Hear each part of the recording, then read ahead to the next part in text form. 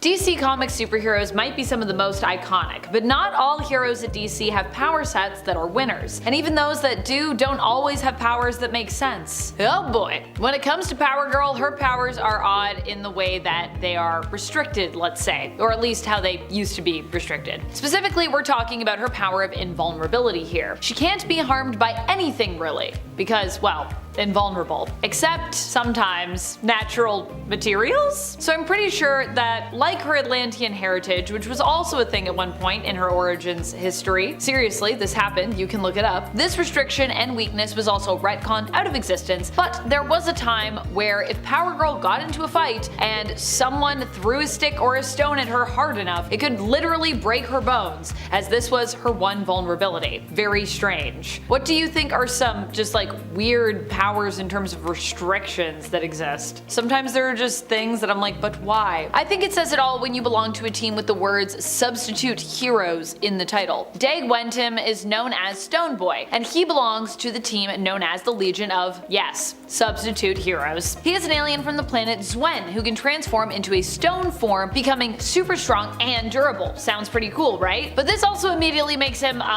unable to move. Not super useful in combat if you want to, I don't know, do anything other than just survive, I guess. Let me put it another way. Stone Boy has also not been spotted since the New Earth continuity. I think that tells you just how ridiculous his abilities are. So ridiculous that we can't even seem to find a place for him in the massive universe that is the Prime Earth continuity. And this is even after he finally manages to gain some ability in a possible future to move somewhat while in his stone form post 0 hour. Zatanna is one of those characters who can do pretty much anything, but even she has rules that she needs to play by, which make her powers kind of a little weird. Case in point, her powers allow her to cast magical spells, and she can do almost anything with those magical spells. Magic is wild in the sense that, yeah, you can do anything you can really imagine, or anything there's a spell for at least, but at the same time, it's not necessarily something that's easy to do. It has taken, dedication, focus, willpower, years of training, and a natural aptitude for Zatanna to get where she is. And even then, she still has to say all of her spells backwards apparently. Although this might seem like a weird restriction on paper, and yes, you're right, it definitely is. With Zatanna in Justice League Dark, we'd actually learned that the reason that she has to say her spells backwards is because magic, being naturally wild, had to be tamed in some way by rules on Earth. And so that is just one of the rules that was used to prevent it from becoming too chaotic and disrupting the balance in the world. Funny Man is an odd superhero who historically is actually pretty significant, despite how weird he may seem. He's not just powerful for how much of a goofball he is powerful in a historical context, which I think means he deserves a spot here on this list. Funny Man was a creation of Jerry Siegel and Joe Shuster after they left DC and they began what would become an epic and a long time legal dispute over the rights to Superman. It's very interesting. If you haven't looked into it, highly recommend. A very fascinating part of comic book history. And honestly, rightfully so. They felt they weren't being fairly paid their dues, and we figured that out, and now that's also why they're always credited whenever we talk about Superman. Siegel especially was passionate about getting the rights back. After leaving DC, they reconnected with former DC editor Vin Sullivan, who had started his own comic book company, Magazine Enterprises. Jerry and Joe tried to recreate the magic of Superman, but this time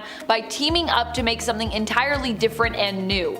Funny Man. Celebrating their love of comic book pranks and humor, Funny Man was comedian Larry Davis, who after a publicity stunt gone wrong, ends up actually catching a real-life criminal and decides to just become a bona fide superhero, cause why not? Using his jokes and his funny pranks to apprehend and stop criminals. A wacky idea that sadly did not end up panning out in the end, as the character only lasted, sadly, 6 issues. Oh no. Funny Man didn't have any powers, but he was miraculously and comically good at stopping villains with his antics, and sometimes also did this by accident. Superman and his entire race are godlike aliens who have a very limited number of weaknesses. Most Kryptonians are similar in other universes as well. Superman's cousin Supergirl is entirely the same when it comes to her powers and weaknesses, if not on different levels based on experience and all that jazz. But Supergirl has a multiversal counterpart in the form of Powergirl, who is basically the exact same person but from Earth 2. But for some reason, this Kryptonian from Earth 2 has all her invulnerabilities reduced to nothing in the face of a pointy enough twig. It was revealed that Powergirl is vulnerable to raw, unprocessed materials, meaning she is vulnerable to both wood and rocks. Do you hear how ridiculous that is? Raw, unprocessed materials make up almost the entire natural world. The weirdest thing about this is that no other Kryptonians from Earth 2 share this weakness. It's just Powergirl, and it didn't even last forever. Next up is Metamorpho. Metamorpho is an elemental superhero with the power to transmute his body into various forms using different periodic elements that were found in the human body. Now, originally known as the archaeologist Rex Mason, he was exposed to the Orb of Ra in Egypt, and it changed him into one of the mythical metamorphi. That, or he was exposed to the energy of an ancient meteorite. Either one. So yeah, his powers are mostly mythical and somewhat magical, which makes arguing with them in any way kinda pointless, but that's never stopped me before. Now, when he first appeared, Metamorpho was only able to change his body into and use elements that were already found within the human body. And if anything is going to make sense, then that is probably the thing that does make sense. But what's weird is that a part of Metamorpho's body managed to separate and form a duplicate of Metamorpho, and it started calling itself Rufus, aka Shift. For some reason, Shift could manipulate all elements, not just the ones inside the human body, and eventually, when Metamorpho reabsorbed Shift into himself, he also gained that power boost. That is the problem I have with Metamorpho, not the endless list of other things that he can do. Next up, the Red Bee isn't particularly outstanding. Rick Raleigh is just a guy in a suit who fights crime, usually with a stinger ray which he can effectively use against enemies. That is what it is. Can't argue with it. A dude in a suit with a taser. Cool. What is outstanding to the point of being almost completely unbelievable is that Red Bee has figured out how to train bees. Red Bee can use his favorite bee, who is named Michael, for spying and infiltration, but he was also said to have trained many other bees other than Michael. It's just that Michael is the only truly talented of his bees who has also learned or developed the ability to use his stinger multiple times without tearing his own body apart and going to bee heaven. Rick can find another genius bee to replace Michael if Michael expires. There is no further explanation, and I personally don't need one. Sounds pretty self-explanatory to me. Training bees. Now, Friendly Fire is a member of the superhero group called the All-Star Section 8. He has the power to project energy blasts from his fists. That's cool. At least maybe it would be if he was anyone else, but he is Friendly Fire, and Friendly Fire is a special case. It may be kind of redundant to say that his ability makes no sense because, yeah, he is kind of a joke character, but Friendly Fire never hits his intended target with any of his attacks, and what's worse is that no matter how hard he tries, he always accidentally hits innocent people, and more often than not, specifically his friends and allies. What's crazy is that even when he really tried, he still managed to not only blow off his own head, like straight up, but he even managed to still hit his own ally, Defenestrator. The question I like to ask myself is if this is actually an accident. Is this just gross negligence? Is he really just that bad at aiming, or is this an actual legit byproduct of his power? Does his power actually force him to never hit his target? Am I asking a pointless question? Yes, but you asked for this. Or maybe you didn't. I don't know. If you want to talk about heroes that are just completely wacky and nonsensical, we don't need to look any further than the Doom Patrol. And for our runner-up spot, we're looking at Danny the Street, a living sentient street who can teleport to any city in the world. He was first introduced in Doom Patrol Volume 2 number 35 in 1990, and his main purpose and drive in this world is to bring happiness to those who inhabit whatever city he is currently set up in, giving those who have nowhere to go a place to rest their heads. Now, I want it to be known that I love Danny. He is incredibly wholesome. He likes to cross-dress and dress himself in a nice pink frilly decorations on some of his buildings. He can communicate through signs and billboards, but he cannot actually speak himself. He eventually became the headquarters of Doom Patrol, and at one point he grew to be Danny the World, which was an entire planet, yes, and then at another point he was deconstructed down to Danny the Brick. And one time he was even just the humble Danny the Alley. Do I even need to say why this makes no sense? I don't think I do. And finally, are your superpowers not making any sense? Well, I have an easy fix for you. Just tag on the word mystery and that should solve your problems. I'm assuming that's what Flex Mentallo did when he described his superpower of muscle mystery. Flex here has the absolutely insane ability to manipulate reality in a whole handful of ways simply by flexing different muscles.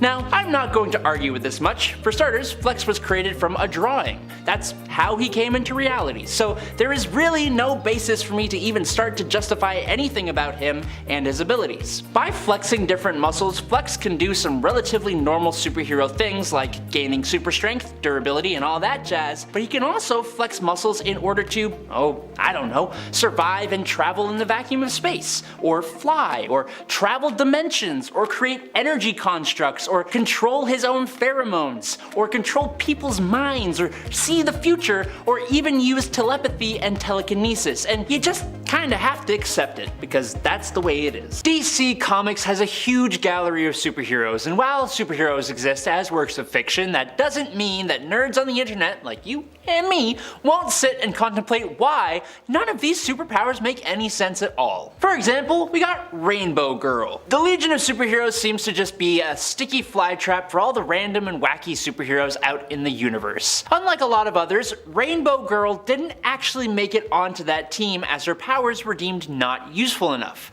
She just tried out, got rejected, and instead she made it onto the Legion of Substitute Heroes, which I'm assuming is the Legion that villains either don't listen to or the Legion that just puts on a movie for villains instead of fighting them. Rainbow Girl can harness the whole emotional spectrum. Red for rage, orange for green, yellow for fear, green for will, blue for hope, indigo for compassion, and violet for love. But unlike the lanterns of each of those different emotional colors, Rainbow Girl has no ring to use the power through. She can just kinda do it. The problem is she just cycles through the colors impulsively, leading to terrible mood swings. Not only was this incredibly offensive, having a female hero whose main thing is awful mood swings, but it kind of makes, no sense. There is no real explanation for why her powers are the way they are, and there's no explanation for why she has mood swings or how she even uses her powers with no lantern ring to do the stuff that the rings do. Now, Wally West is easily the fastest of all the speedsters out there. He has an almost spiritual connection to the Speed Force that allows him to do a great number of things, like traveling through time to creating electrical energy constructs. Thanks to a heart condition of all things, Wally has even been able to freeze time, which basically allows him to move at super speed without actually moving at super speed. And if you can explain to me exactly how that works, then I'll give you $1 single, because that's probably all I have. Now, the Speed Force is basically time, the representation of reality in motion, being the very cosmic force that pushes space and time forward. So how is it that people like Wally can hold chunks of it, create lightning constructs with it, absorb speed and momentum from people or things? As a concept for time, a cosmic force, it is really hard to both wrap your head around and explain the Speed Force and all the things that speedsters like Wally West and Barry Allen are able to do with it. You kinda just have to accept it for what it is. Sorry. Alec Holland was a scientist who created a restorative growth formula before being doused in the chemical by gangsters and set on fire. He jumped into a nearby swamp and was reborn as the Swamp Thing. Eventually, it was revealed that Alec Holland had actually passed away that night, and the creature that emerged from the swamp was a humanoid plant elemental creature with Alex's memories. Regardless, the Swamp Thing is basically a god. An earth elemental and avatar of the green, essentially a god of plants with unimaginable levels of superhuman strength, durability, and inability to feel pain. He can regenerate from plant life, he can move at the speed of light, alter his size drastically, shapeshift to grant himself abilities like flight and duplication, he has control over plants which allows him to teleport through plant life as well, and thanks to his connection to the green, he can even move through time, and possesses cosmic awareness, and he can even possess other humans. All from a restorative growth formula, a fire, and jumping into a swamp. Now, a whole lot of superheroes have similar origin stories, and I mean, let's be honest, how many different ways can you realistically come up with for someone to gain superpowers that actually actually make sense. Not a lot, I bet. Lots of superheroes have created the source of their own powers with science. Aquaman was the first example of this in the DC universe. Rex Tyler created the Miraclo pill that gave him superhuman strength and durability for an hour each day. Just 1 hour. The fact that it only works for an hour is just odd on its own. Was that the limit of what he was able to do? How did he make that a trait of a pill? Why does it take exactly 60 minutes for the pill to wear off? How does it boost strength and hardness of his skin? What happens to the extra mass? Why didn't he just modify it to always work, if not by himself, then by using other people's research? Why was it physically addictive? I have questions, Aquaman, and it may take more than an hour for you to answer them, so I hope that's okay. Some of our heroes' powers really only come to light or become useful in very specific situations, and some literally only appear in key events, never to be seen again. For Justice League founding member Aquaman, an example of that kind of power came during the Brightest Day crossover event which followed the awesome Blackest Night. In Blackest Night, Aquaman was one of a bunch of heroes and villains that were resurrected from the underworld to become members of the Black Lantern Corps. After their defeat, the remaining heroes and villains who returned to the land of the living had to now find their purpose. Aquaman was returned with the purpose of both saving Aqualad and preventing a war between Atlantis and Zabel. Now Arthur found that since he was resurrected to serve as a member of the Black Lantern Corps, he was now able to summon undead sea life to come to his aid. Trust me when I say that it is much cooler than you might expect. I guess if you kind of suspend reality a little bit, it can sort of make sense, but is he resurrecting that sea life? Is he just controlling their lifeless bodies? When Aquaman controls fish, I thought it was like a telepathic thing, but now I'm kind of thinking that he's just forcing their little fish bodies telekinetically to do what he wants, which is creepy. Now, a lot of people in the comments of the last video had something to say about me choosing Thumbelina because I said that she shouldn't be able to retain her full strength at that tiny little size. And I stand by that. It doesn't compute for me. But what about all the Ant-Men? What about Wasp? Those guys mostly get a free pass because they have the magical Pym particles that magically allow them to retain their mass at shrunken sizes. It's actually science, but whatever. Fine, whatever. But how the heck do Wasp's wings work? Do Pym particles' magical mass effects also affect her wings somehow? I'm sure there is some kind of comic book explanation somewhere out there, but logically there is absolutely no way those tiny little wings should be able to lift Wasp, who I shall remind you, retains her full-grown mass at her miniature size. I'll give you the Wasp being able to punch out a full-grown man at a minuscule size due to her mass being the same. There you go. But don't you dare tell me in the same breath that those minuscule little wings are somehow creating enough lift to allow the weight and mass of a full-grown superwoman to fly. But okay, let's bounce right off that and talk about Hank Pym. So he's been using these Pym particles to shrink himself down while retaining his mass. Cool. Whatever. So, explain to me what happens when he gets bigger. Please tell me he retains his same mass. If that is the case, he should not be able to do the stuff that he does. He should not be super strong. If he is retaining the same mass, then his muscles are not getting any denser, which is the only way he would get stronger. Now, if you're going to tell me that as he grows, his muscles do get denser and he increases in mass, then there is almost no way he should be able to realistically move, especially not with the speed at which he sometimes does. Now I promise you, Ant-Man, and all you other shrinking and or growing heroes, I promise you, I will bring you down. Your entire empire of pseudoscience lies right down on your heads. I swear it. Okay. Cool. Enough about the tiny little people. Now we talk about a king of Atlantis. Namor the Submariner has many things about his character and abilities that give one pause, but most of it is kind of hand-waveable, and that's because Namor's kinda cool. He's a jerk, but he's kinda cool. What I refuse to just wave off, what I refuse to turn a blind eye to, is those ridiculous ankle wings. Nah. Absolutely not. If the Wasp's little micro wings shouldn't be able to lift her normal mass, then there is no way in all the 7 seas that Namor can generate lift with his flimsy little ankle wings. Generating lift is one thing, but then His Royal Highness actually moves with some significant speed. He is able to fly at the speed of escape velocity when exerting himself fully, and at normal levels he is able to fly faster than military aircraft.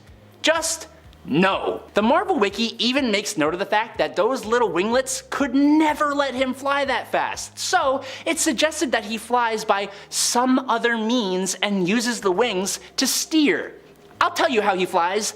BS. That's how. A big pile of BS. Now, there are a lot of characters in comics who have access to energy-based powers. It's been a thing for a long time, but there is a big difference to being able to use energy and being energy. The Avenger known as Wonder Man is a being of ionic energy. This energy gives him insane levels of superhuman strength, invulnerability, effective immortality, energy manipulation, and all that fun stuff. He is not a big old meat sack like the rest of us. He stated during an incident in which all the living things in New York had been morphed into symbiotes that he was an ion being, and it was the prime reason that he himself had not been infected. Wonder Man's physical form is purely subjective. What shape or form he takes is ruled by conscious thought, but funnily enough, he still has a healing factor that lets him survive very physical attacks. And funnily enough, in his early days, almost all of his abilities were physical in nature. I like Wonder Man. I just see some rather interesting things here. That's all I'm saying. And finally, Wanda Maximoff is problematic in many different ways. She has used her abilities to rewrite history and the state of the entire world, and she's used them to rob millions of mutants of their own powers. She's materialized entire alien invasion forces, made people intoxicated when they were not, and that was all mainly due to a thing called the Life Force retcon. When Wanda first appeared, she had the ability to alter probability, and then she gained access to chaos magic. Now, once you put the word magic in there, you can basically just throw all the logic out the window and just smile and nod. She is a magical character, so all realism is automatically suspended. Like other magical Marvel characters, she can call on divine empowerment, she can do almost anything, really. It's just that Wanda will go from being like just the Scarlet Witch to basically a godlike being without much warning or explanation, depending on who is writing her. It's just really hard to get a thumb on what her actual capability is, because one minute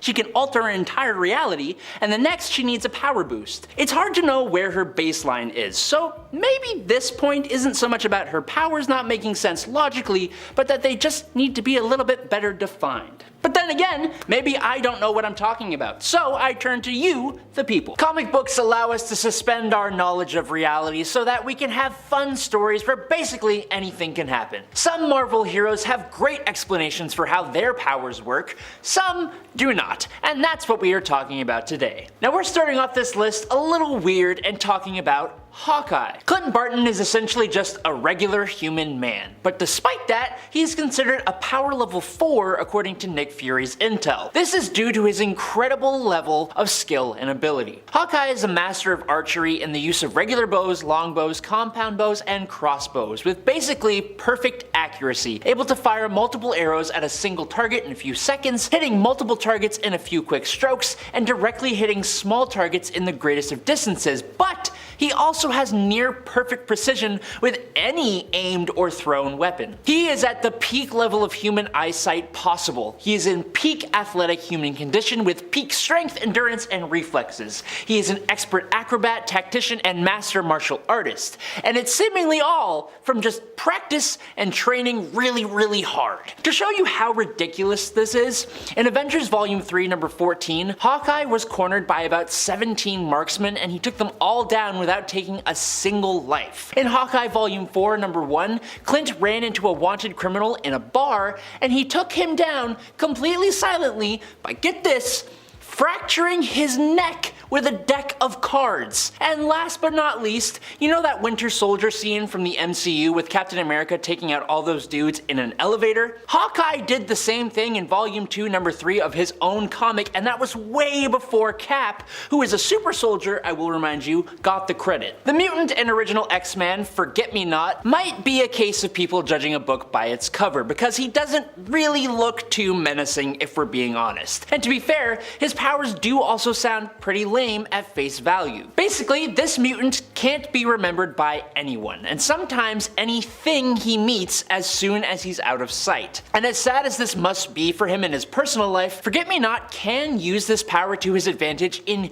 huge ways in the right circumstances. In one case, he's even able to dupe all of X-Force when the team has to form an elaborate plan just to track him down. They're only able to finally catch him by having Dr. Nemesis record himself explaining to the team the existence of Forget-Me-Not as they search for him. The only caveat to this whole tedious process is that the maintenance bots, along with I'm assuming any computer automated system, can actually remember Forget-Me-Not if it doesn't get glitched out, which sort of weakens the potential of his powers. But again, don't be fooled. You know when the X-Men seem to just miraculously figure out a secret or a previously unknown way to defeat an almost unbeatable opponent? 90% of the time, that's just Forget-Me-Not, and the X-Men just forget him but not the information that he gives to them. Now, Nina Thurman is a mutant weapons expert and mercenary under the name Domino. She was introduced in the early 90s as a member of X-Force. Now, Domino is the survivor of a bunch of unethical scientists who are trying to create the perfect weapon. It's the tale as old as time, really, but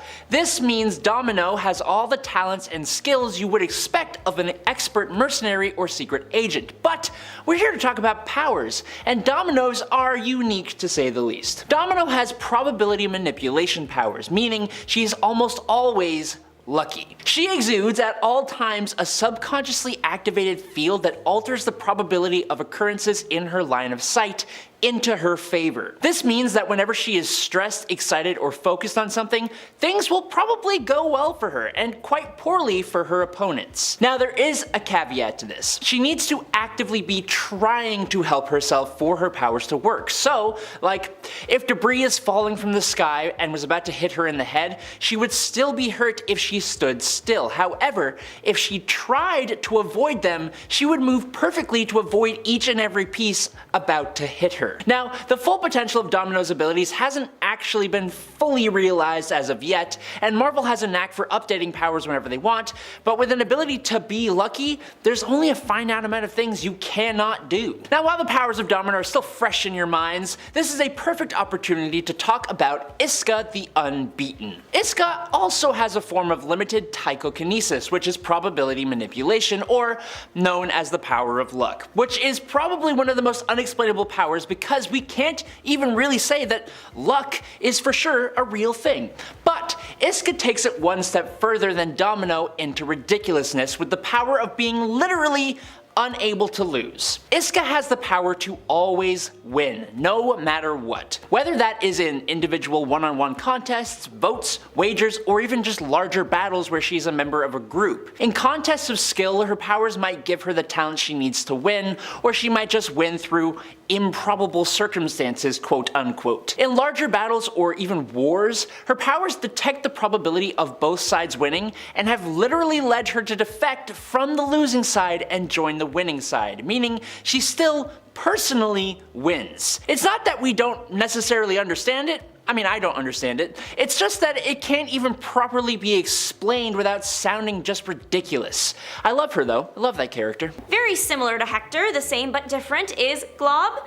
Glob is made of bioparaffin wax, or living wax. He is a glob of it that commonly takes the form of a human body. The wax is flammable, so he can become a flaming version of himself. He can also fling bits of himself. I have to wonder about that one though. Are the bits kind of like fingernails? Like when I lose a piece of my fingernail, it will just grow back? I'm assuming because he is never lacking wax. He is considered invincible since his wax makes him resistant to damage. He once took a bomb for the Institute and came out fine. Tough kid. I would say that another one of his superpowers is that he's funny. Zorn is a confusing character overall. His origin was one thing and then it was another. He was actually Magneto. Wait, never mind. We need Magneto alive for something else. Okay, Zorn is actually real and also his head is a star. Sorry?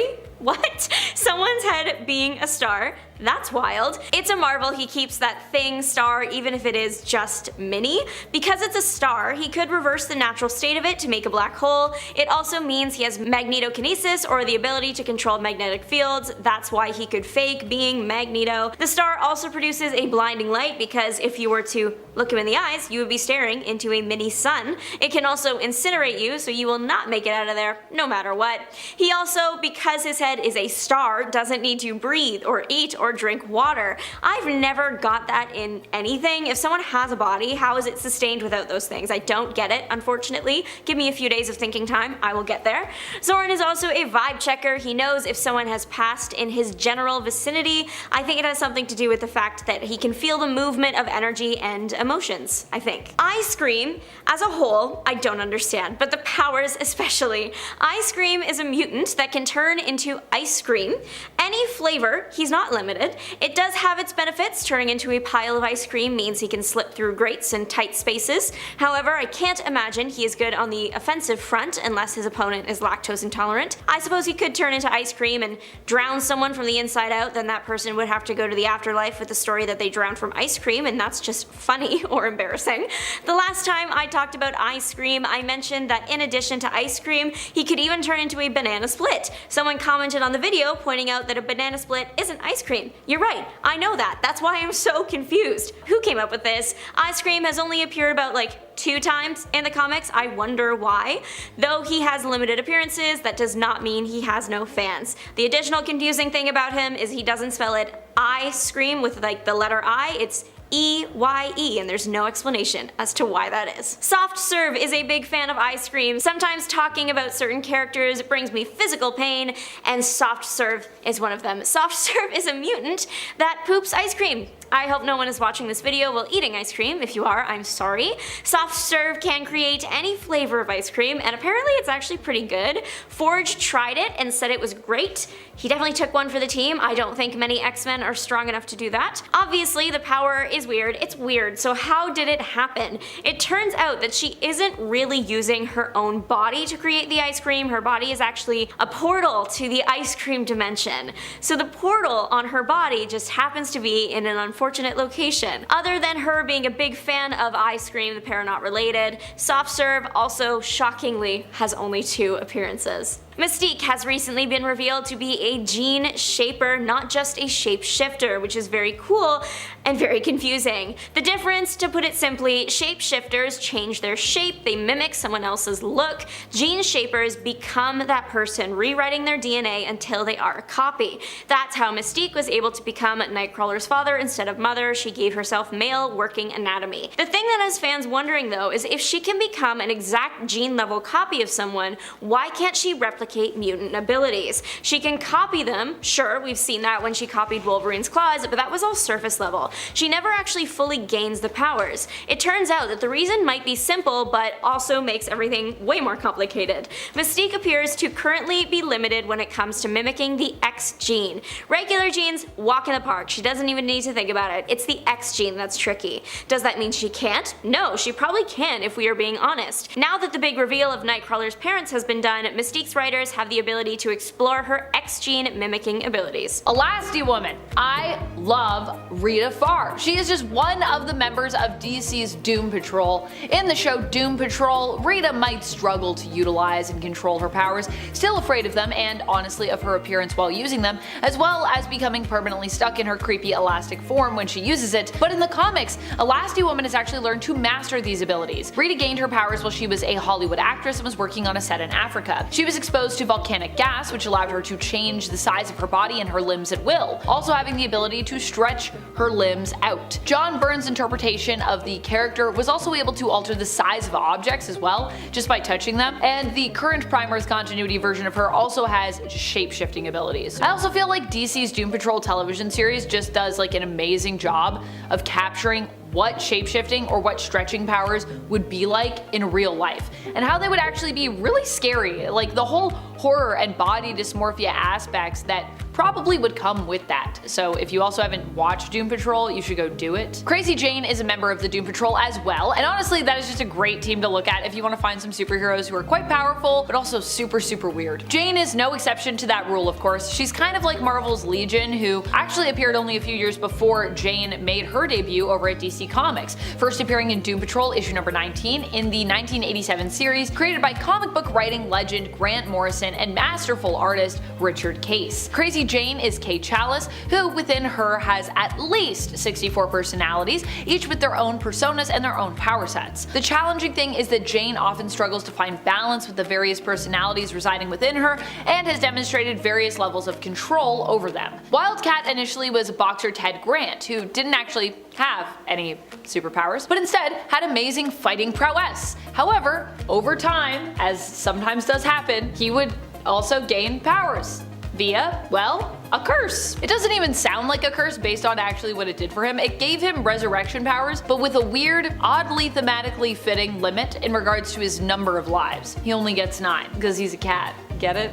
He only has 9 lives. Probably one of the strangest but also most powerful heroes out there, honestly, is Metamorpho. Metamorpho made his first appearance back in 1965 in The Brave and the Bold issue number 57 and has also been known as the Element Man in the comics. He has a very unique and interesting power set that allows him to transform his body or his body parts into any element. This also gives him a pretty unique look as well. Metamorpho isn't the only hero to exhibit these powers though, and at one point we also had Element Girl. The story ended up being quite dark in the end, very bleak actually. But before Sandman happened, she did assist Metamorpho on some of his adventures. Both Element Man and Element Girl are believed to be agents of the Egyptian sun god Ra, Amun-Ra. He created beings that apparently were known as metamorphae, and that's apparently what they are. Aquaman is an interesting character. Oftentimes he is considered to be one of the weakest members of the Justice League, and is often, I would say, the butt of many DC Comics fans' jokes. Maybe a little less now that Jason Momoa was Aquaman recently, but still, at the end of the day, that is a thing that did happen, and I would actually say that Aquaman, when you think about it though, is actually pretty nuts when it comes to his power set, at least in the modern day. I feel like the fact that we used to make fun of him so much seems goofy. Although if we go back, I guess, to some of the more old school rules when it comes to his power set, maybe it is easier to see why so many people considered him kind of weak in comparison to his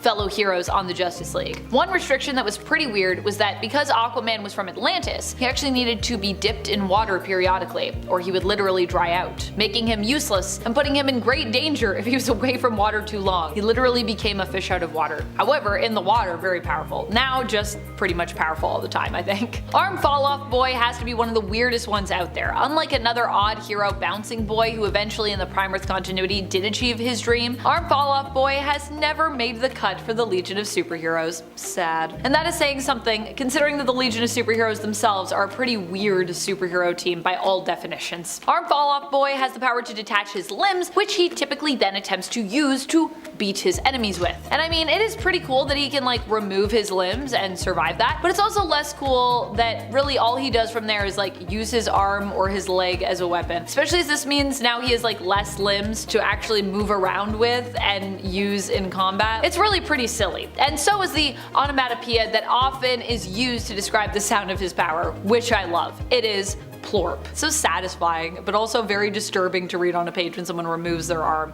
Plorp. The superheroes of DC Comics have many different abilities, all of which are used to tell fantastic stories that we all love, but it doesn't mean they always make sense. For example, Alan Scott. Alan Scott is the original Green Lantern, the original powerhouse of the Justice Society, and he is the most unique of the human heroes to gain the Green Lantern title, in my opinion. Alan's ring is unique as it is powered by the Star Heart, a repository of magical energy made by the Guardians of the Universe. This allows him to do things like releasing eldritch blasts. His ring also has an inexplicable vulnerability to wood, but for me, what makes Alan Scott a little extra weird is that his ring transformed him into an energy being. Alan Scott absorbed the Star Heart into himself after years of using it, basically becoming it himself. Unfortunately, this raises like a lot of questions. How did it turn him into energy? He internalized the power source, but that shouldn't have made him energy. How does he get hurt when his corporeal form is now just his own concept of who he is? He should just now be completely invincible, but that doesn't seem to be the case. As a being of energy, he can kind of just make the rules whatever he wants them to be, and I guess the rules are that he can get hurt. Now, despite his incredibly confusing continuity, Hawkman and Hawkgirl are both characters I have always thought were just kinda super cool. I mean, look at them and those giant wings. It's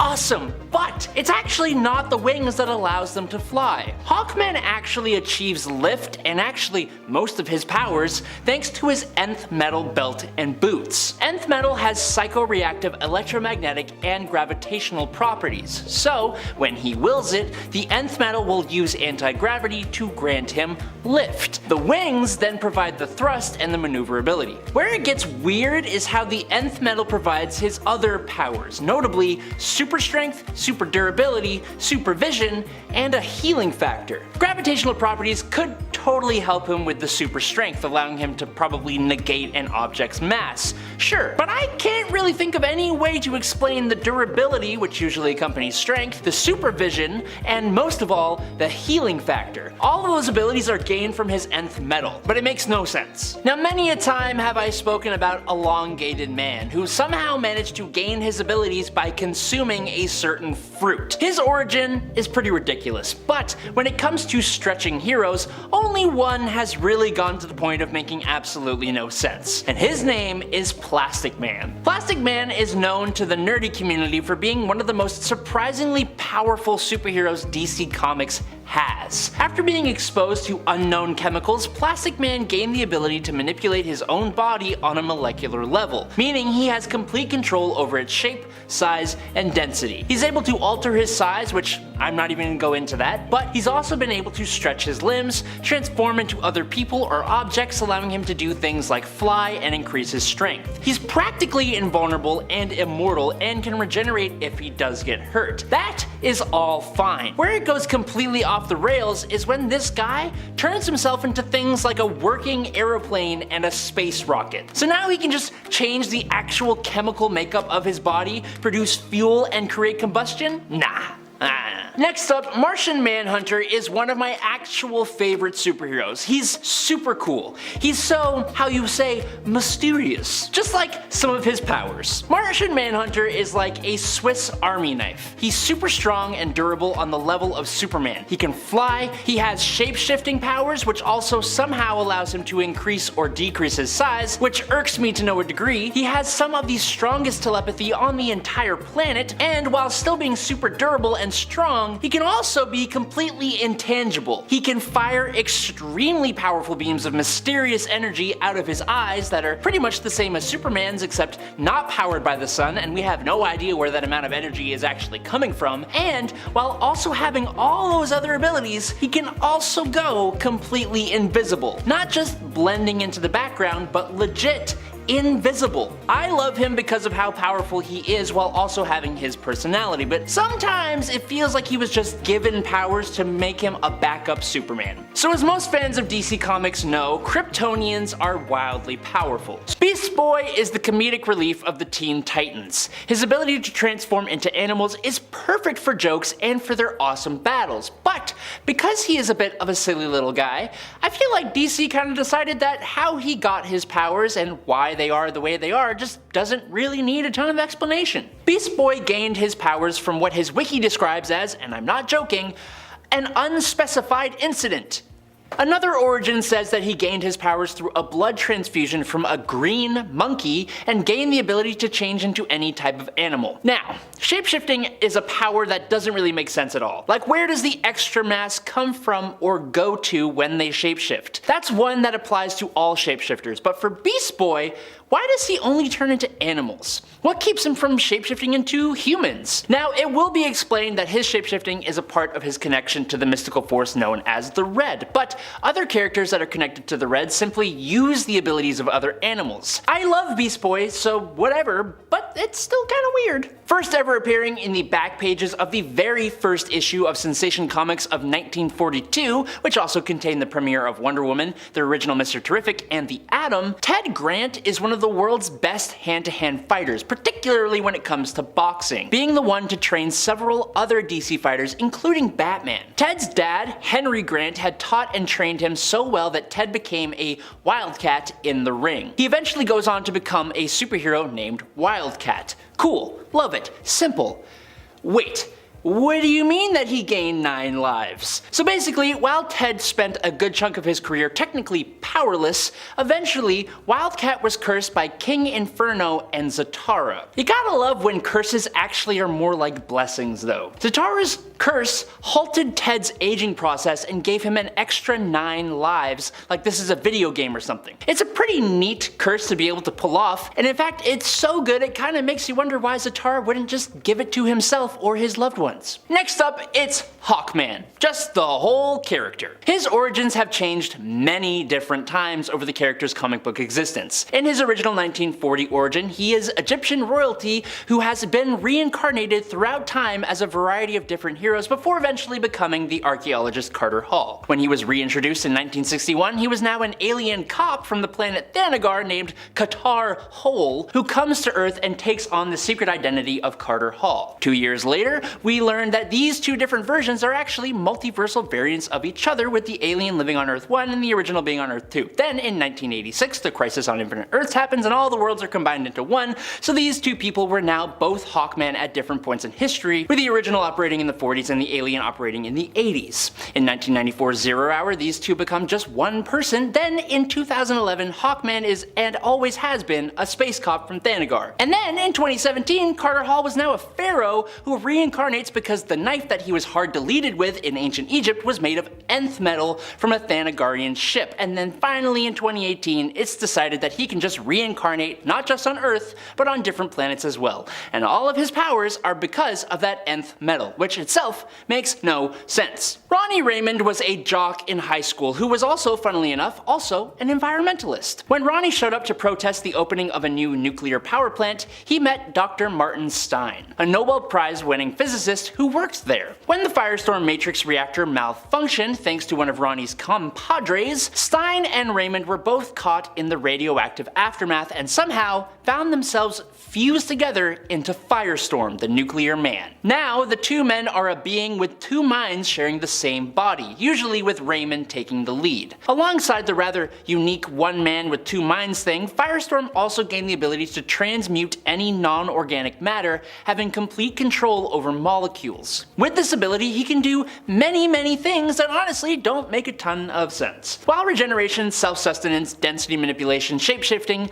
and all that makes sense given his molecular abilities, where it starts to fall apart for me personally is being able to walk through walls, because it's not like he's making his molecules intangible. He also has nuclear powers, which feels kind of unnecessary, and there's a few more things he can do that just push the boundary just a tiny bit. He's an incredibly powerful all-around character, but I think DC did him a disservice by making him kind of able to do anything at all and explaining it away as an added benefit of the accident that made him. Or them. Or him.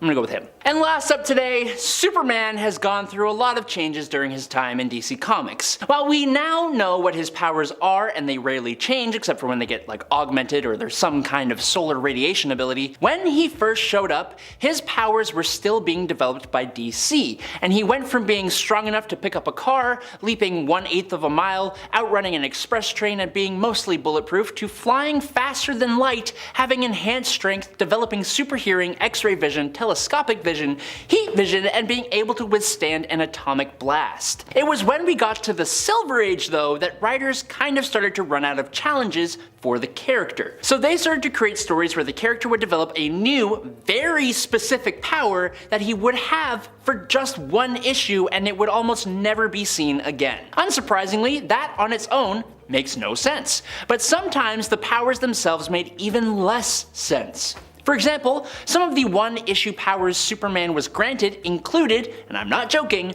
super ventriloquism, super weaving, super hypnosis, and shooting literal tiny action figure-sized doppelgang versions of himself out of his hands that would fight crime as well. This is a guy who has dragged tons of planets all connected by a chain, so I guess there's really no point in trying to explain anything about Superman and what he can and can't do. Superheroes in Marvel Comics make no sense, so let's just poke holes in fiction and have some fun, shall we? Jessica Drew's Spider-Woman gained her powers from a serum based on arachnid blood and a genetic accelerator created by the High Evolutionary. While she gained some abilities that make sense for a spider, super strength and wall crawling abilities like Spider-Man, she also gained other powers that make, no sense. Drew gained venom blasts. Now this wasn't venom like when you get bit by a poisonous spider. Similar to Miles Morales, her body possesses an inordinate amount of bioelectricity that she has learned to channel and discharge through her hands in controlled bursts that vary in power, from being able to stun a person's nervous system to being able to completely take their lives. Now, I'm not really complaining that much because I like how her and Miles use this ability, and it is pretty darn cool. All I'm saying is that I don't know any spiders personally that can discharge bioelectricity, and I should know because I asked Google. Funnily enough though, spider webs are able to conduct some electricity, so little fun fact for you. There you go. But while we're on the topic of spider people who call themselves Spider-Woman, the second Spider-Woman was Julia Carpenter, who gained her powers when Valerie Cooper had her join an athletic study that saw Julia doused with a mixture of spider venom and plant extracts. That's cool. This isn't about weird ways people gain their powers. The problem is that a chunk of Julia's main powers were psionic in nature. She used psionics in order to wall crawl and fire psionic webs. According to the wiki, by using psychokinetic energy, she can, quote, bind ambient free-floating molecules into strands of solid force. She can do most of the same things Spider-Man can do with these webs, including webbing up bad guys and even swinging. But then, her psi webs can also be used in ways Spider-Man's webs never could, such as causing webs to form from a distance or controlling the movement of her webbing mentally. It's always been just like a tiny little bit weird and ridiculous, but the main question I have about it is just, why? David Haller, or as he came to be known, Legion, was living in Paris with his mother when her home was invaded by a team of assassins. They took out David's stepfather before his eyes, which kicked off his latent psionic powers, which he used to incinerate the brains of the assassins. As he did that, he also made telepathic contact with each of his victims, thus experiencing their thoughts and emotions as they were incinerated, which, as you can imagine, deeply affected David and forced him into a catatonic state. Now, this event had splintered David's personality into multiple alters, with each of these alters controlling a different psionic power. David became an Omega level mutant, able to create spontaneous mutations of different kinds that are accompanied by new personas or alters to govern each of these new mutations. Now, David himself stated that he had 200 Omega level split personalities, and originally all of Legion's powers were psychically based, but since his resurrection, Legion has also manifested physical mutations, and his mind is shown as being inhabited by thousands of alters. Now obviously, this is not at all how personality disorders work at all, and it makes very little sense that new powers just kind of form, but man, if the character is not incredibly complex and interesting, so it's perfectly fine. It is actually fine, it's cool. Now while you may think that the power of Bruce Banner to turn into a big old rage monster with infinite strength and durability who can shake the literal multiverse with his punches is pretty unrealistic and maybe makes no sense, it's actually the Hulk's ability to see ghosts that has always confused me. The Hulk persona has the ability to see astral projections and ghosts, and he can even interact with them if he chooses to. Hulk's astral form perception has come in handy when working with Doctor Strange as a defender. Now, as with most of Bruce Banner's issues, this is because of his father. Bruce subconsciously feared his father's ghosts would come back to haunt him. Like literally come back to haunt him, and so the Hulk just developed this mechanism to allow him to look out for that ghost. There isn't really more to it than that. For the super intelligent Bruce Banner, it would make a bit more sense, but it's actually been suggested that Bruce has a diminished ability to see these ghosts when compared to the telepathically resistant Hulk. Now next up, I'm going to talk about Wolverine's healing factor, because seriously, WTF. I love Wolverine's healing factor. It's an awesome ability and it makes him so much more compelling, but that thing has not only been wildly inconsistent, it has also stopped making sense way long ago. Back in the day, Wolverine would be able to heal from flesh wounds and other relatively minor injuries almost instantly, with bigger injuries usually taking quite a bit longer to recover from. But that's changed, especially with more modern stories and people kinda just accepting it as part of his character. Now, almost all injuries heal pretty instantly and aren't even a problem for the little guy. But even more than that, injuries that have either threatened to or literally have sent him on a one-way trip to the big guy upstairs in the past are just a walk in the park for the mutant now. I like that Wolverine seems to survive almost anything. It's cool, and I get that his healing factor has been enhanced or diminished for certain stories, but I don't know, sometimes you can poke holes in comic book logic, that's just how it works. Next up, the Inhuman known as Reader has a very fitting name, as he possesses the really cool ability to make whatever he reads actually real. Which, if you think about it, should be practically impossible and is also a truly incredible power. Reader is a part of a group of Attilan Inhumans who live on Earth that call themselves the Lore. Now, because of Reader's potentially immense power, the people of the Lore tribe took his eyes out, making him unable to actually read things. On top of this, Reader has mental blocks in place that stop him from accidentally rewriting reality by reading the wrong things. Now, how does he still read with no eyes? The same way blind people do.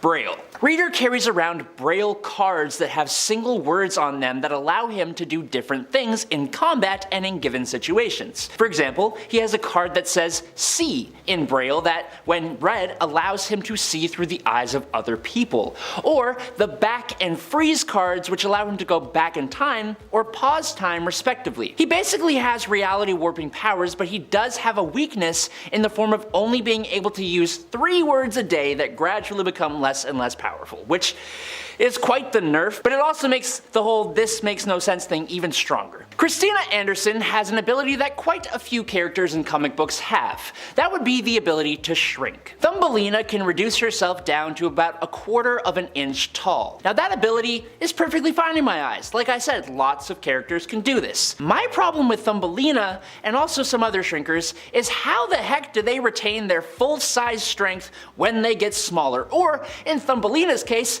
how does she get stronger when she shrinks? I'm sorry to try and bring physics into any debate about superheroes and their various powers, but it makes absolutely no sense in the laws of physics that someone who is smaller can be more strong than when they were the regular size. Ants, for example, if they were the size of a person, they would be insanely strong, as they are able to carry 20 times their body weight. So that's like an average human being able to carry a small SUV. But since ants are so small, that means they can carry like a leaf. Thumbelina should not be able to knock someone out when she is 1/4 of an inch tall. I'm sorry, it just shouldn't make sense. Speaking of which, Robbie Rodriguez, who goes by El Guapo, is a mutant from the Marvel Universe, but that kind of opens up a whole bunch of questions, because Robbie doesn't seem to have any powers of his own, unless you consider his symbiotic relationship with a flying skateboard a superpower. His wiki page refers to this as idiosyncratic manipulation, suggesting that Robbie actually has total control over his skateboard, but the problem with that is that his skateboard has also acted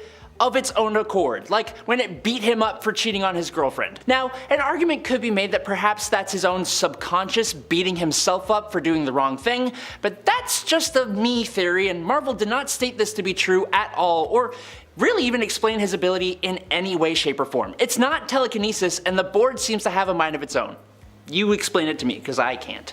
Adam Narimani, or Adam X, was a genetically created hybrid of both Emperor Deken of the Shi'ar Empire and Catherine Summers from Earth, created in an attempt to introduce more genealogies to the Shi'ar Empire. Now, just as his origin is unique, so are his powers. Adam has the ability of electrokinetic hemopyrokinesis, or if you don't want to have a stroke, you can say sanguine combustion, which also sounds super cool. It basically means that he can send an electric surge through oxygenated blood, which leads to ignition of the electrolytes present in the blood, causing a person to burn from the inside out, which could result in a little subtle warming effect, which is lovely, or it could completely disintegrate a person, so there's a lot of wiggle room here. But thanks to his Shi'ar side of things, he also has enhanced strength, agility, reflexes, stamina, speed, vision, and healing. You couple all that with his awesome fighting skill and the cool cybernetic retractable claws, and he's just someone you don't want to mess with, but also, he can set fire to your blood.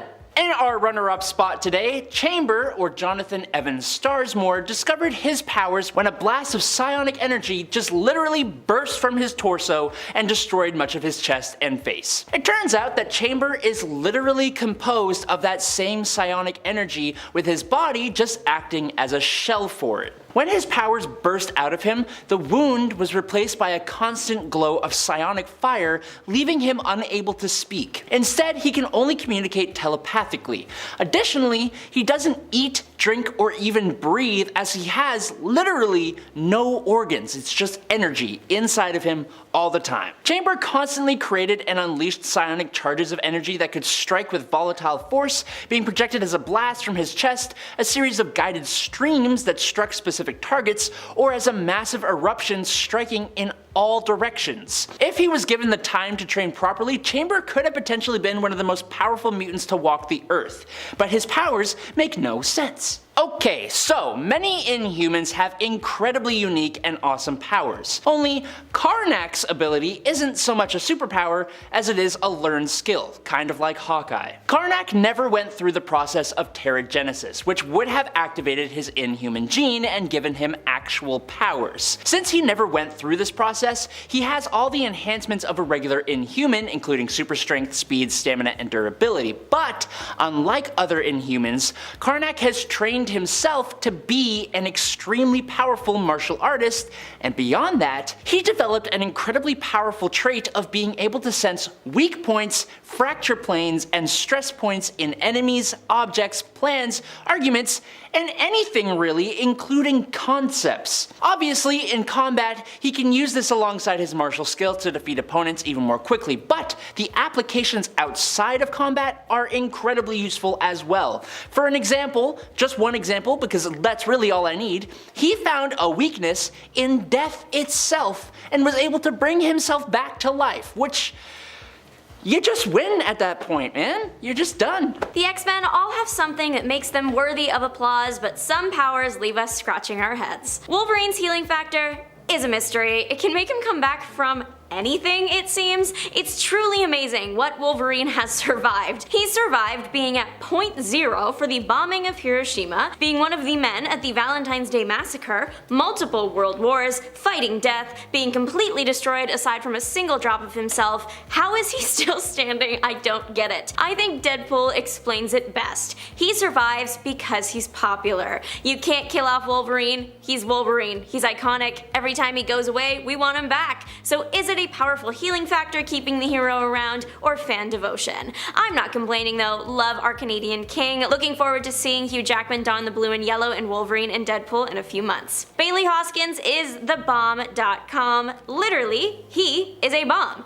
He can blow up, but only once. His power seems ridiculous because that was the point. Bailey debuted in Worst X-Men Ever by Max Bemis. Max wanted to explore what it would be like if someone joined the X-Men that was basically useless until death. Still, you have to wonder, how does Bailey even know how to detonate without ever being able to practice? Is it like breathing? He just knows. How often did he get close to detonation just from sneezing wrong? He got a power suit at one point, but was usually just his human appearing self. His miniseries is cute and pokes fun at the X-Men franchise, so if that's your thing, check it out. Lila Cheney is a rock star and ally to the X-Men. Lila wasn't always a good guy. She did try to steal the Earth once, but she eventually came around. She is capable of intergalactic teleportation. The problem is she can't control it. She also can't travel short distances. It has to be thousands of miles away. I don't understand why. The current explanation is that to teleport she creates a Tachyon field around herself. The field converts matter into particles that are faster than the speed of light.